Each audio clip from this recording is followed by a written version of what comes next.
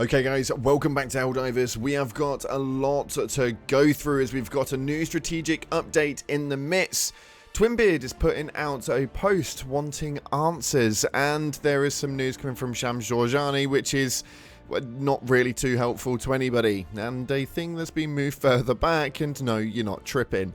If you haven't already, smash the beautiful blue thumbs up and subscribe with post notifications turned on. It'd be greatly appreciated. On top of that, check out our sponsor, GamerSupps, the business that offers various gaming energy drinks, snacks, tea, and other gaming accessories. Their goal is to provide esports athletes and gamers with a healthy and effective option to enhance their performance. Make sure you go and check it out. Click the link in the description, use code CloudPlays at checkout, and you'll get a cheeky discount. That being said, let's dive on into what's happening inside of the game right now. So starting off, we have a strategic update inside of the game. This one right here states the first layer of rubble covering the advanced weapons lab on X45 has been cleared. Initial reports show the facilities remains largely intact. It is possible that there is even a cache for still functional weaponry from the First Galactic War contained in the lab. Further excavation efforts are ongoing. Now, this obviously does say quite a lot. The main reason for this is that we obviously have the advanced weapon lab on X45, meaning that the completion of this main major order is going to lead to something quite destructive, to say the least.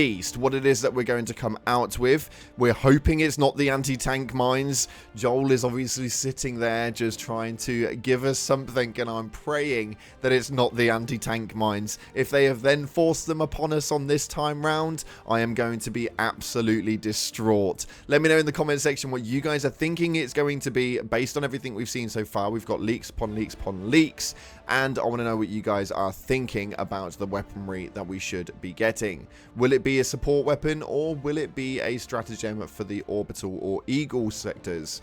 Let me know via the comment section.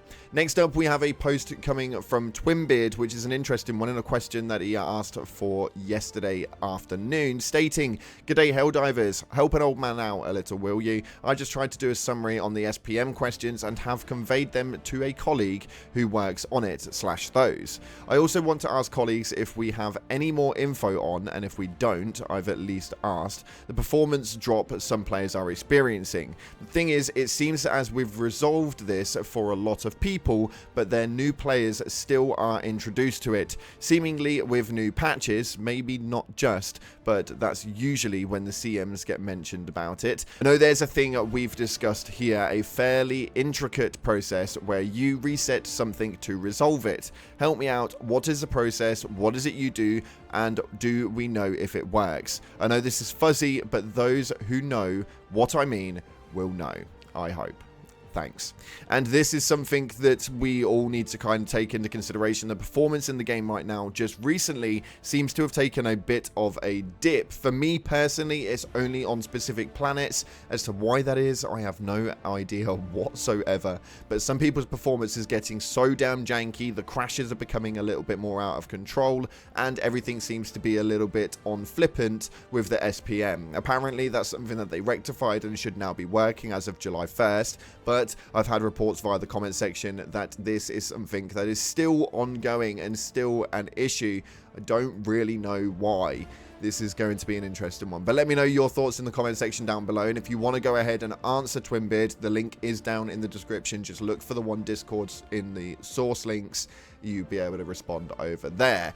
Moving forward, though, inside of Twitter, Shams Georgiani has been responding to questions and has not been too helpful at all, which is completely unlike him in any way, shape or form, and normally has got some sort of responses that are going to help us as a community, but this one is not the case. So starting off, something that everybody seems to have forgotten about, bar the few that are now not playing based on their stance on it, but somebody put, "Hey, I just want to ask if there's any news on the region lock for Steam," and Shams Georgiani responded with, "No news, sad face." This would imply to me that this entire time I probably was correct on the matter, that Sony are not going to pull back on this region lock. The likelihood is what it's at now is exactly where it's going to stand. They are not going to change over the movement for regions now being able to not play the game. This is an absolute disaster for the game, because since that point it's just not been the same since. Player bases have dropped significantly by hundreds of thousands,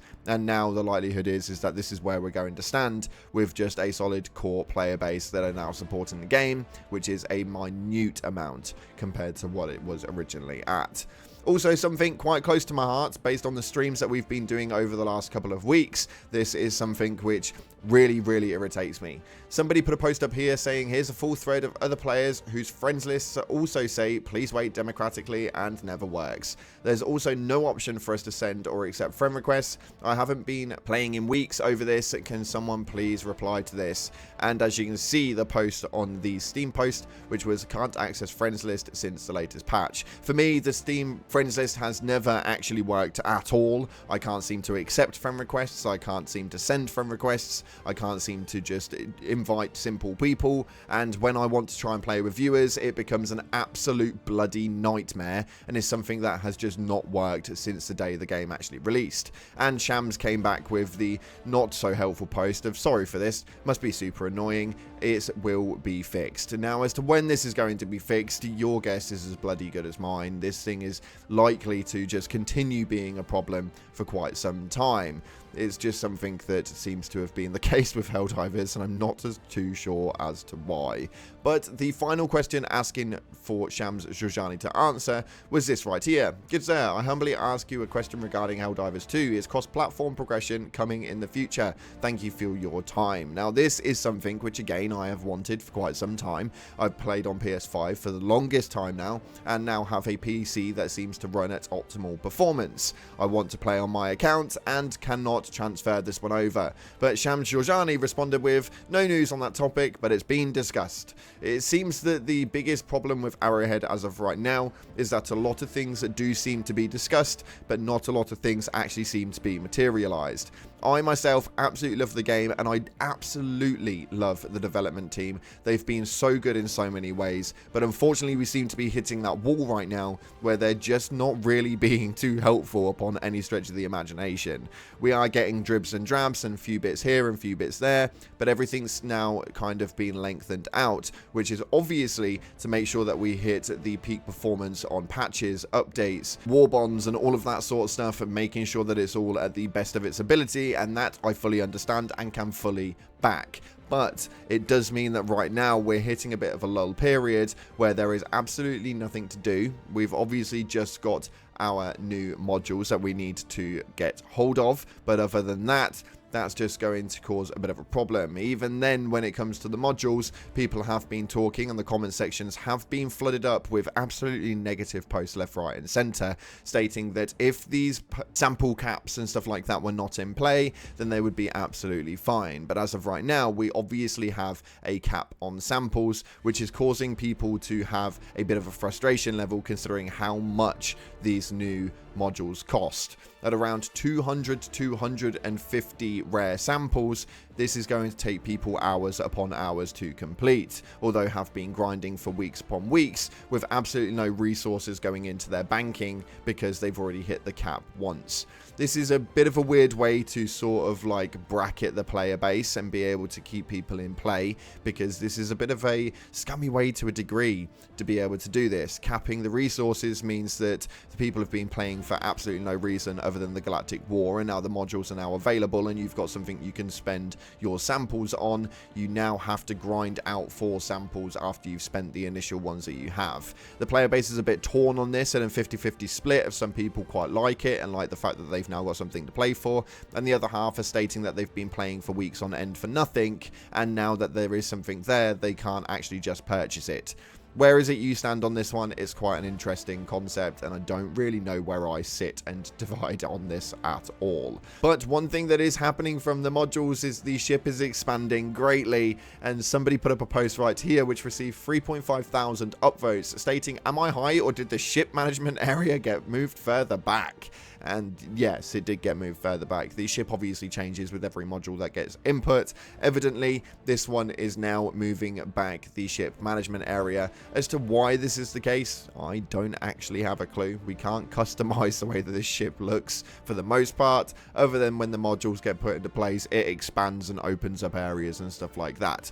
I think that we kind of need some customization for inside. I'd love to be able to change up the colorization of things and even give it a bit of a theme per se. Most games do that nowadays, and I think that a themed out ship would be absolutely incredible. Let me know your thoughts in the comment section below, but unfortunately that's all we've got time for today. If you haven't already, smash that beautiful blue thumbs up and subscribe with post notifications turned on. Thank you so much again for watching, guys. I appreciate your faces, and as always, up until the next time, I'll see you in the clouds.